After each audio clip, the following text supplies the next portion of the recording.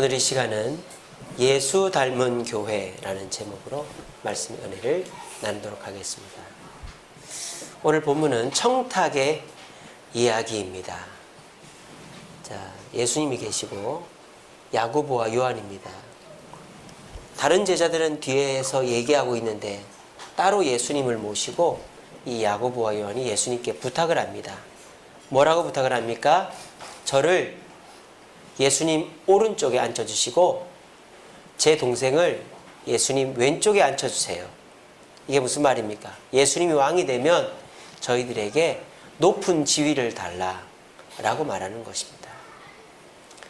난처한 질문입니다. 난처한 부탁입니다. 또 이 야고보와 요한의 부탁을 무시할 수 없는 것이 이 야고보와 요한의 어머니가 예수님을 많이 도와주었기 때문입니다. 이렇게 인지상정이라고 도움을 받았으면 또 무언가를 해줘야 되는 것이 사람의 관계인데 예수님은 딱 무자르듯이 이렇게 얘기하시는 겁니다. 인자에 온 것은 섬기려 하고 자기 목숨을 많은 사람의 대속물로 주려 합니다. 말씀하셨습니다. 그래서 예수님은 이 야고보와 요한의 청을 거절해 버렸습니다. 오늘 이 자리에 계신 분들도 그냥 나오셨다기보다는 무언가 기대를 갖고 주님께 나왔을 겁니다. 우리가 새로운 곳에 가게 되면 무언가 내게 도움이 될 것이 있거나 또 내가 유익된 일이 있을 때 새로운 곳에 가게 되죠. 교회라는 곳 오기 쉬운 것도 아닙니다. 또 시간 많이 듭니다. 또 불편합니다. 하지만 이곳에 왔다는 것은 우리에게 무언가 원하는 것이 있기 때문입니다. 우리가 무엇을 원하건 교회를 향한 발걸음은 복된 발걸음입니다. 교회 와서 말씀 듣고 조금씩이라도 변화되어져 가면 되니까요. 그런데 우리가 3년을 쫓아다녔지만 여전히 높은 자리나 탐하는 야고보와 요한처럼, 그리고 오늘 본문에 보니까 다른 제자들도 그런 마음을 품고 있었어요. 왜? 이 야고보와 요한이 먼저 예수님께 높은 자리를 달라고 하자 나는 하면서 싸웠다고 돼 있어요. 오늘 이 자리에 나오신 저와 여러분들이 과연 교회 신앙생활을 5년, 10년, 20년 하시면서도 여전히 내가 예수님께 무언가를 받고 내 기대가 충족되기를 원하는 신앙생활을 한다면 우리의 신앙생활은 참 만족이 없게 될 것입니다. 오히려 거꾸로 내가 기대하는 바를 내려놓기 시작한 그 순간부터 우리 신앙생활의 만족은 시작되게 될 것이라 저는 생각합니다. 그리고 오늘날 교회들도 마찬가지라고 생각합니다. 교회들이 생기고 교회들이 모이고 교회들이 활동하는 이유가 과연 예수님을 위한 것인가 아니면 그 교회를 위한 것인가 돌아보았으면 좋겠습니다. 많은 교회들이 교회를 크게 짓고 성도를 늘리고 재정을 불리고 해서 교회가 화려하고 교회가 대단하고 교회가 인정받기를 원하는 목사와 교회 지도자들이 있습니다. 그렇게 할 때 그 교회는 오늘 여기 나오는 야고보와 요한처럼 주님께서 책망하시는 교회가 되어져 버리는 것입니다. 우리는 성도가 됐건 교회가 됐건 예수님을 닮은 모습을 가져야만 합니다. 그것이 그리스도인이죠. 오전에도 말씀드렸다시피. 그러면 오늘 본문 속에서 우리 예수님은 나는 이 땅에 왜 왔는가? 내가 이 땅에서 무엇을 하려고 하는가에 대해서 어떻게 말씀하신지 들어보시면서 저와 여러분들이 예수 닮은 성도가 되기를 바라고 또 우리 주세움교회가 예수 닮은 교회가 되어 사람들로부터는 핀잔 듣고 조롱받아도 주님 앞에 칭찬 듣고 주님께서 주님 오실 때까지 영영토록 보존하고 성장하고 부흥시키는 교회 되어질 수 있도록 함께 애쓰고 노력하는 저와 여러분 되기를 간절히 바랍니다. 자, 우리 예수님이 나는 뭐하러 왔다? 나는 어떤 사람이다? 첫째로는 나는 뭐하러 왔다? 뭐하러 왔다고요? 죽으러 왔다. 오늘 본문에도 보면 인자에 온 것은 뭐 때문에 왔다? 내 목숨을 많은 사람의 대속물로 주려고 왔다. 예수님은 죽으러 오셨다. 그러므로 성도와 교회도 죽을 생각을 해야 된다는 것입니다. 아이 목사님 끔찍스럽게 뭐 죽는 얘기를 하십니까? 여러분 우린 다 죽게 되어 있습니다. 여기서 천년 만년 살 수 있는 분 손 한번 번쩍 들어봐 주시죠. 예, 제가 아이고야 우리 주석식 기사님 하긴 죽다 살아났으니까 예, 좋습니다. 우리 주님께서 천년 만년 살게 해줄 줄 믿습니다. 근데 우리 김순덕 진사님은 돌아가신다는데 어떡하죠? 자, 여기서 천년만년 살 자신 있는 사람이 우리 주성식 집사님밖에 없어요. 저는 자신이 없어요. 저는 제 사명이 다하면 천국 가고 싶습니다. 자, 그런데요, 우리는 언제가 다 죽습니다. 근데 참 희한한 것은 이 세상의 종교나 학문은 죽음에 대해서 얘기하잖아요. 이 세상의 불교, 죽음에 대해서 얘기합니까? 윤회에 대해서 얘기하죠. 이 세상의 종교들이나 신들은 이 땅에서 잘 먹고 잘 사는 것에 대해서 얘기하고 죽어도 다시 살아난다. 다음 생이 있다. 뭐 그런 얘기들을 합니다. 그러니까 이 세상의 종교들은 어떻게 살 것인가, 어떻게 잘 살 것인가, 뭐 이런 얘기합니다. 근데 기독교는 어떻게 죽을 것인가를 얘기합니다. 왜 그럴까요? 우리는 죽음을 두려워하지 않기 때문입니다. 우리는 이왕 죽어야 된다는 걸 다 알고 있습니다. 그리고 그거를 두려워하지 않습니다. 받아들이고 그러면 그 죽은 다음의 삶을 어떻게 준비할 것인가에 대해서 고민하는 것이 기독교예요. 그래서 이 기독교는 죽음을 뛰어넘은 종교, 죽음을 대비하는 종교, 죽음을 두려워하지 않는 종교, 죽음을 가르치는 종교가 됩니다. 여러분, 사실 장례식장 가서도 죽는 얘기하면 별로 듣기 싫어합니다, 사람들이. 오늘 내일 하는 할머니 손을 붙잡고 할머니 100세 사셔야죠 해야 할머니가 웃습니다. 어느 자리에 가도 죽는다는 얘기하면 환영받지 못합니다. 근데 이 교회라는 곳은 죽는다, 죽어야 된다 맨날 그 얘기를 합니다. 왜? 그것이 우리 예수님이셨기 때문입니다. 우리 예수님 뭐라고 그랬습니까? 하늘의 밀이 땅에 떨어져 썩어 죽어야 된다고 그랬습니다. 그래야 많은 열매를 맺는다 그랬습니다. 우리 기독교는 죽음을 두려워하지 않기 때문에 죽음 이후의 삶을 준비하기 때문에 죽어야 된다는 것을 생각해야 되는 것입니다. 여러분, 미랄이 죽을 때 어떻게 죽죠? 첫째로는 살아있어야 죽습니다. 여러분, 죽은 게 죽을 수 있습니까? 씨앗도요, 살아있어야 싹이 나는 거예요. 전라도 쪽에 올해가 우리나라에 태풍이 제일 많이 왔대요. 태풍이 와가지고 벼들이 쓰러졌는데 어떤 일이 생겼냐면 그 뼈가 쓰러진 뼈를 일으켜 주지를 않으니까 그 벼가 물하고 접촉이 돼가지고 발화가 돼버린 거예요. 싹이 나버린 거예요. 그런 씨앗은 쓸 수 있을까요? 없을까요? 못 써요. 버려야 돼요. 근데요, 이집트 피라미드에서 밀이 발견됐어요. 항아리 안에 밀이.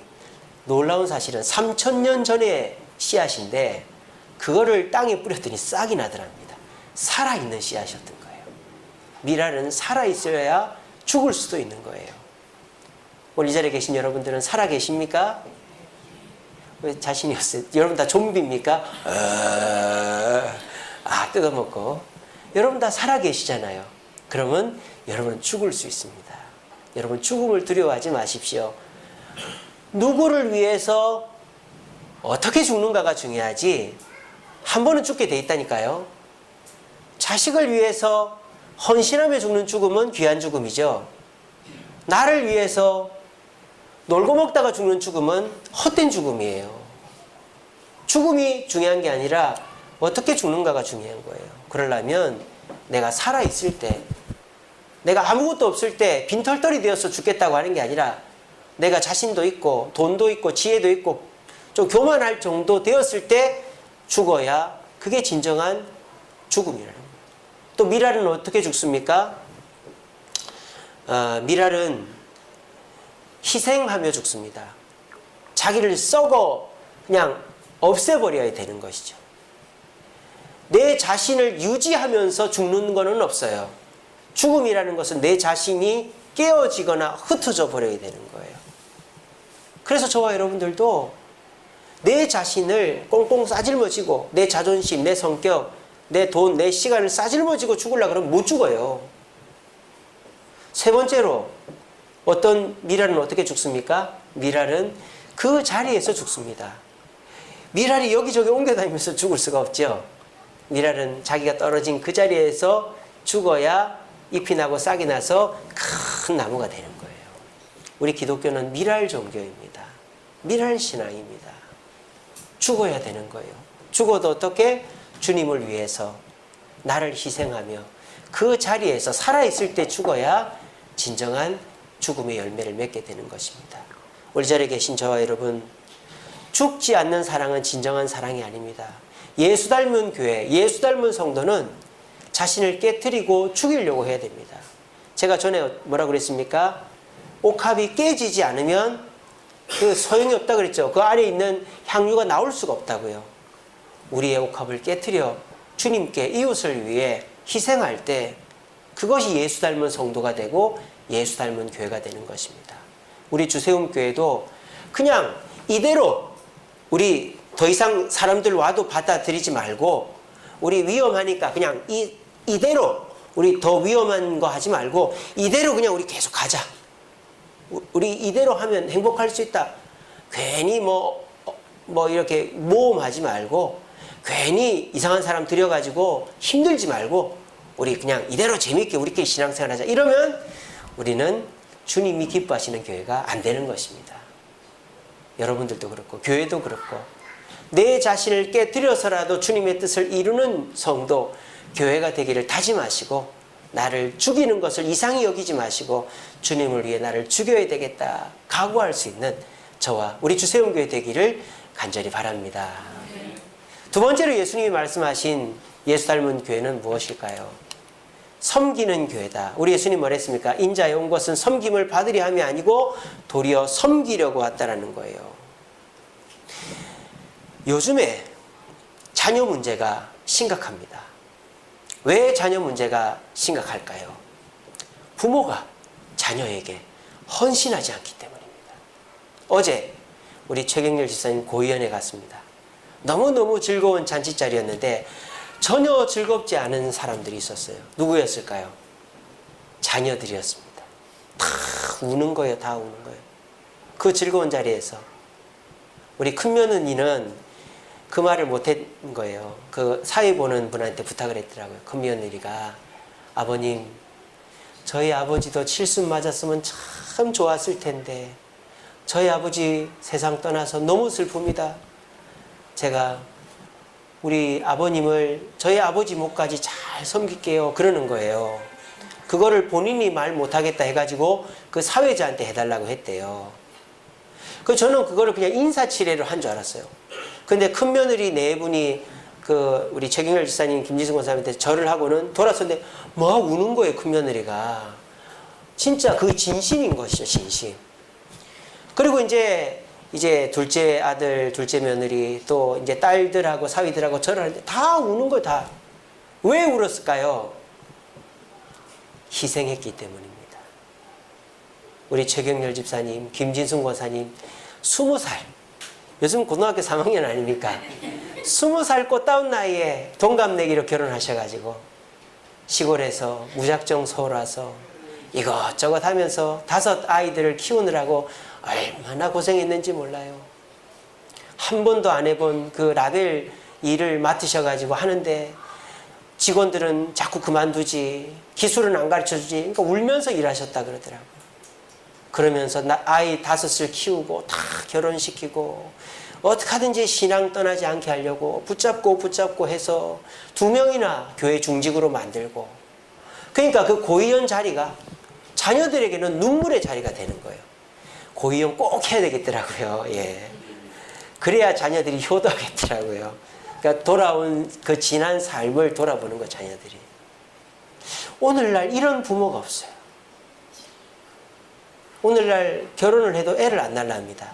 애를 낳아도 애를 그냥 이제 유치원에 보내고 학교에 보내고 학원에 보내고, 이제 나는 내 몸 관리해야 되고 나는 놀러 다녀야 되고 나는 여가 생활해야 되고, 얘 어느 정도 크면은 여행 다니고 막 그러니까 애들이 누군가가 나를 위해 헌신한다라는 개념 자체를 모르는 것이죠. 그러니까 이 아이들이 어떻게 됩니까? 어떻게 됩니까? 남을 섬기지 않는 것입니다. 요즘에 아이들이 남을 섬기는 거 봤습니까? 자기밖에 모르지. 장난감 있어도 자기만 놀고 먹을 거 있어도 자기만 먹고 어딜 가도 혼자만 갑니다. 아이들이 남이 없어요. 요즘은 다 자기밖에 없어요. 왜? 섬기는 법을 보지를 못했으니까. 부모도 누구를 섬기지 않고 주변에 그 누구도 섬기질 않는데 자녀가 뭘 배우겠어요? 나밖에 모르죠. 근데 우리 예수님은 3년 동안 섬기셨습니다. 그래도 이 제자들은 깨닫지를 못했던 거예요. 예수님은 어떻게 깨닫게 하셨습니까? 십자가에서 깨닫게 하신 겁니다. 아까 제가 말씀드렸죠? 죽음은 삽니다. 내가 죽으면 내 자식이 깨닫게 되는 거예요. 내가 죽기를 각오하면 내 주변에 변화 안 될 사람이 있을까 없을까요? 없습니다. 죽기를 각오하고 내가 노력하면 다 변합니다. 근데 저와 여러분들이 죽기를 각오하지 않기 때문에 자녀를 설득해도 부모 형제를 설득해도 적당히 설득하고 있기 때문에 변하지 않는 거예요. 여러분, 헌신이 사람을 변화시키지 말이 절대 사람 변화시키지 않습니다. 헌신도 모습으로 행동으로 상대방이 생각할 때 그 정도까지는 안 해도 되는데 요까지 해야 내가 기준으로 두고 이 정도 하면 됐겠지 이게 아니라 상대방이 생각할 때 그렇게까지는 안 해도 됩니다 라는 말이 나올 정도로 섬겨야 상대가 감동받고 변화되는 것입니다. 우리 예수님 3년 동안 섬겨도 변화 안 되니까 십자가에 비참하게 돌아가시니까 결국 제자들 다 변화되었습니다. 그리고 예수님처럼 순교했습니다. 저는 믿습니다. 오늘 이 자리에 계신 분들 자녀들 키우고 있죠. 말 안 듣죠. 생각과 다르죠. 여러분, 하지만 여러분들의 섬김의 모습을 보여주십시오. 교회를 섬기고 이웃을 섬기고 자녀를 섬기는 모습을 보여주십시오. 그러면 여러분 죽고 난 다음에 자녀들 똑같이 하고 있을 것입니다.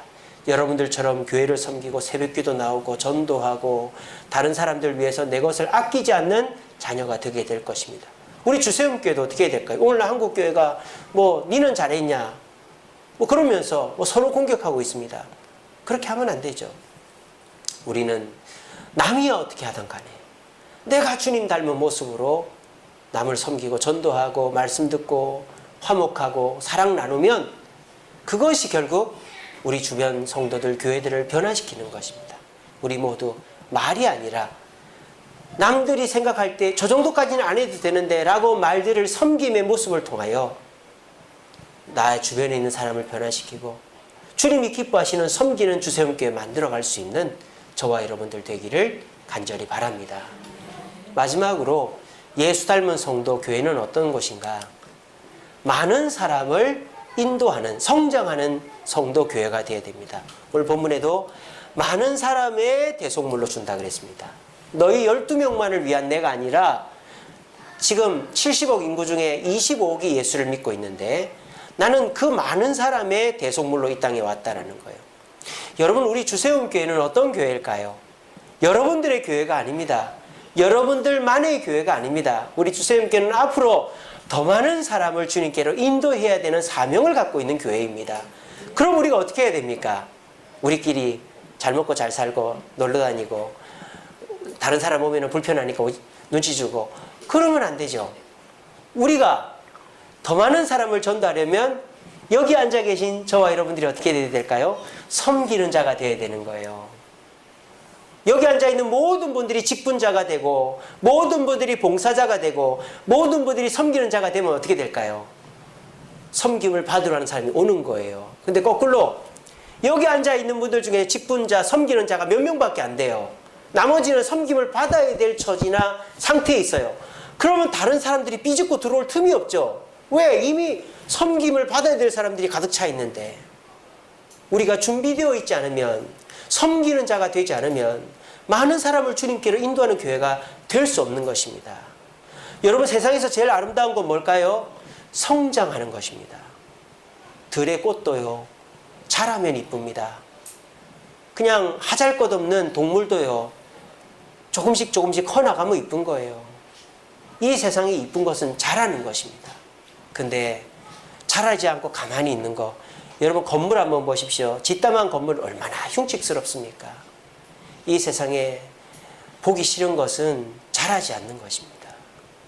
아이가 태어나서 10살, 20살이 돼도 키가 자라지 않으면 어떻게 됩니까? 그 아이는 이상한 아이죠. 우리 주세움교회가 예수 닮은 교회가 되기 위해서는 많은 사람을 인도하는 교회가 돼야 됩니다. 그럼 우리가 준비를 해야 돼요. 장소도 준비를 해야 되고, 우리들도 자세, 마음이 준비가 돼야 되고, 섬김의 자세가 준비가 되어 있어야, 여러분들이 섬기는 자가 돼야 온 사람들이 섬김을 받고 정착을 하고, 또 사람들이 오고 싶어도 주차할 데가 없고 앉을 자리가 없으면은 왔다가 뭐 그냥 가버릴 거 아니에요. 그러니까 우리가 그런 준비들을 하지 않으면 우리는 예수 닮은 성장하는 교회가 될 수 없다라는 것입니다. 우리 예수님은 많은 사람의 대속물로 자기를 줄 때에 준비를 하셨습니다. 어떤 준비를 하셨죠? 12제자를 준비하신 것입니다. 어떻게 하기까지? 자기를 죽이기까지. 저도 제가 목사의 삶의 질을 위해서는 그냥 큰 무리 안 하는 게 좋습니다. 하지만 내가 주님 앞에 섰을 때 너는 5달란트 받아놓고 왜 2달란트 일만 하고 왔느냐라고 책망하실까봐 저는 제가 해야 될 일을 다 해야 되겠습니다. 여기 앉아 계신 분들도 마찬가지입니다. 우리 예수님은요, 이 땅에 오셔서 12명의 제자를 키우기 위해서 십자가에 달려 죽으셨어요. 여러분들은 여러분들이 맡은 사명을 위해서 어떤 헌신들을 하고 있습니까?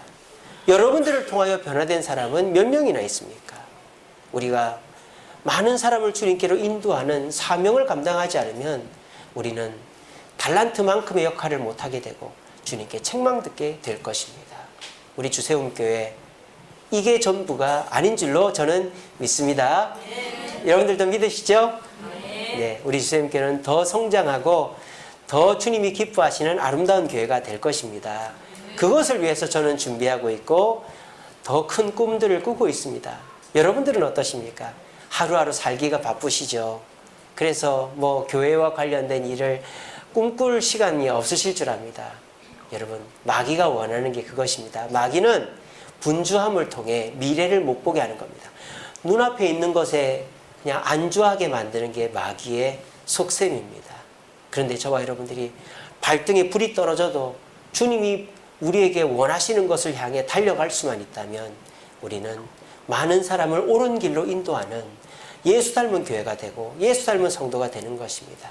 우리 모두 요즘같이 불경기 어려운 시절에 가만히 있는 것이 최고다라는 생각하지 마시고 예수 닮은 모습으로 많은 사람을 변화시키게 하기 위하여 내가 어떤 노력을 해야 될 것인가 다짐하며 한 번 사는 인생 대충 살지 마시고 주님이 기뻐하시고 천국 가서 주님 책임지시니까 주님 할 만큼 했는데 안 된 거는 죄송합니다. 뻔뻔스럽게 얘기할 수 있을 정도로 우리 모두 예수 닮은 성도 교회 되기를 간절히 바랍니다. 말씀을 맺겠습니다. 사도행전 2장 47절에 보면 사도들의 가르침을 받아 서로 떡을 나누며 그러니까 사람이 더해지더라. 예루살렘 교회의 모습이 이렇게 소개되어 있습니다. 예루살렘 교회, 예수님이 돌아가시고 제자들이 세운 교회입니다. 그 교회가 2만 명이나 넘는 교회가 될 수 있었던 것은 사도들의 권위와 가르침이 있었기 때문입니다. 사도들은 무엇을 가르쳤을까요? 어떻게 하면 돈 많이 벌까? 어떻게 하면 편안할까? 어떻게 하면 행복할까가 아니라 어떻게 하면 예수님처럼 죽을까를 가르쳤을 것입니다. 어떻게 하면 예수님처럼 섬길까를 가르쳤을 것입니다. 어떻게 하면 예수님처럼 살 것인가를 가르쳤을 것입니다. 그래서 저는 돈 많이 벌고 성공하고 편안한 것을 설교하지 않고 예수님이 누구신지 오전에 설교했고 이 시간에는 죽음에 대해서 설교하고 있습니다. 제 가르침이 여러분들의 생각과 맞지 않고 또 여러분들의 기대에 다를 수도 있지만 분명한 사실은 잘못된 가르침이 있는 교회와 성도는 절대로 주님께 복을 받을 수가 없다는 것입니다. 그래서 저는 제가 실수할 수도 있고 문제가 있을 수도 있지만 주님께 기도하면서 바른 가르침을 하려고 애를 쓰고 있습니다. 그런 가르침을 받은 저와 여러분들이 어떻게 해야 될까요? 나눠야 되는 거예요. 섬겨야 되는 거예요. 아까 말씀드렸죠. 내가 생각할 때 이 정도면 됐다가 아닙니다. 예루살렘 교회도 어떻게 했습니까? 필요를 따라 나눠줬다 그랬어요. 이게 무슨 말입니까? 내게 남는 것을 준 게 아니라 상대방이 필요할 만큼을 줬다 이 말입니다. 내 기준에서 준 게 아니라 상대의 기준에서 나눠줬다는 거죠. 내가 시간이 30분밖에 없지만 상대가 1시간, 2시간 얘기하자면 얘기를 해주는 거예요. 내가 내 먹을 음식도 없지만 상대가 굶으면 줄 수도 있는 거예요. 이렇게 상대의 기준에 맞춰서 섬기는 자가 되어야 된다는 거죠. 그렇게 하면 어떻게 된다? 바른 가르침을 통해 성도들이 섬기는 모습, 남의 기준에 맞추어 섬기는 모습을 하게 되면 자연스럽게 사람은 더해지게 돼 있다라고 말하는 것입니다. 우리 주세음교회는 그런 교회가 되어져 가고 있습니다. 지금 5년 동안 잘 해왔습니다. 우리 주세음교회 오늘도 새가족들이 왔습니다만 얼마나 옆에 가서 섬기고 인사하고 식사하고 많이 변했어요. 그래서 우리 새로 오신 어떤 분이 그런 얘기 하더라고요. 교회가 참 따뜻하고 밝고 친절하다 그 얘기를 하더라고요. 근데 우리 개척하고 1, 2년 때만 해도 구역 식구들끼리 밥 먹고 새로운 사람 별로 얘기 안 하고 분위기가 그렇게 좋지를 않았습니다.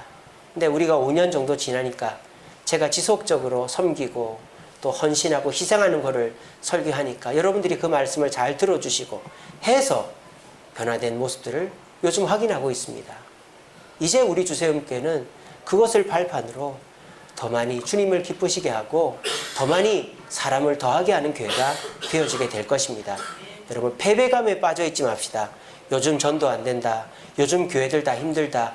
요즘은 뭘 해도 안 된다. 가만히 있어야 된다. 패배감에 빠지지 말고 예수 닮은 성도라면 예수님처럼 죽을 각오로 섬김으로 많은 사람을 인도하고 우리 주변을 변화시킬 수 있는 저와 여러분 되기를 간절히 바랍니다. 우리 찬양 한 곡 하겠습니다. 그가 오신 이유, 예수님은 이 땅에 왜 오셨을까요?